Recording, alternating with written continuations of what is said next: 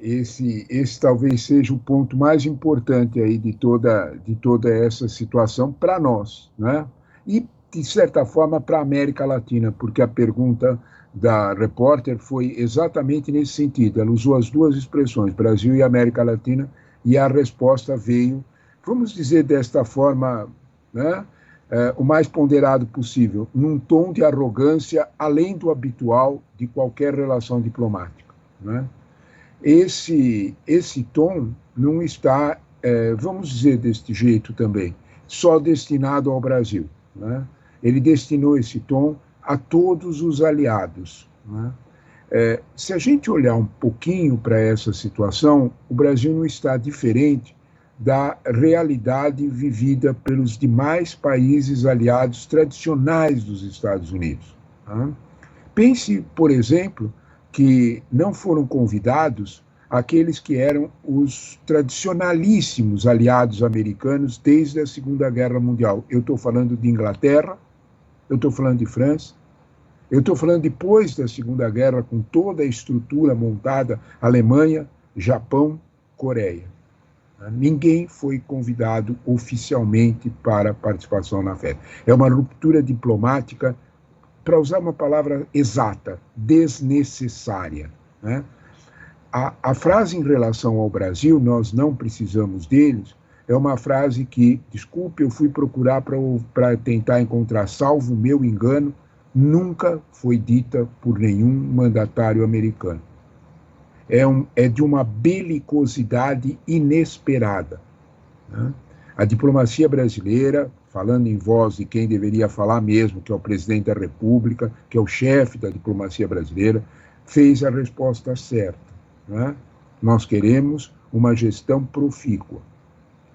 Sabe, Luiz, eu pergunto, não é, se os empresários americanos que compram aço no Brasil há muito tempo, que compram alumínio no Brasil, que integram suas cadeias produtivas com o Brasil em produtos de média e às vezes até de média alta tecnologia, se eles pensam dessa forma.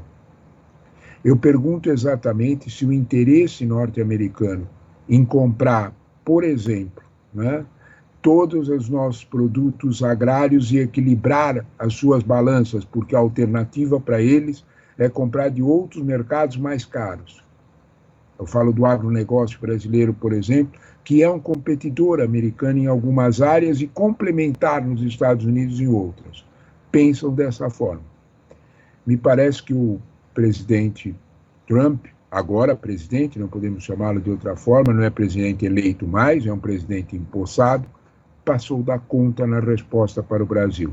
Ele passou da conta em outras respostas, mas nessa especialmente para os nossos interesses e para os interesses americanos, sem dúvida nenhuma, foi uma demonstração desnecessária de arrogância.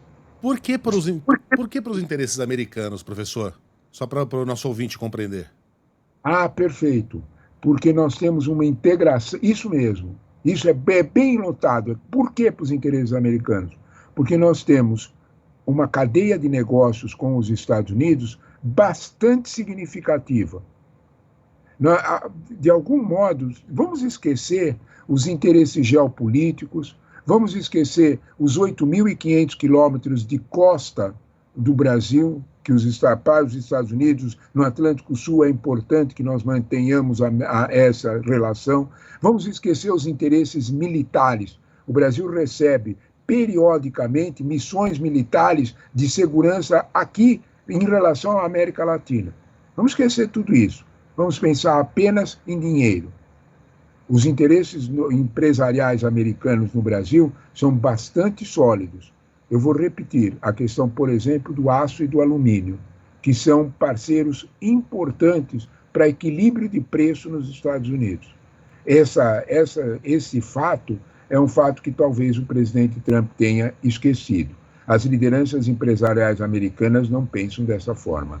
E a Câmara de Comércio Brasil e Estados Unidos mostra que no último ano o comércio brasileiro subiu 9,8%, em quase 10%, em relação a 2023.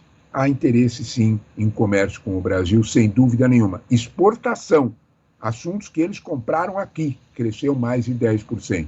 Ele é o nosso segundo parceiro comercial, depois da China, evidente, em primeiro lugar.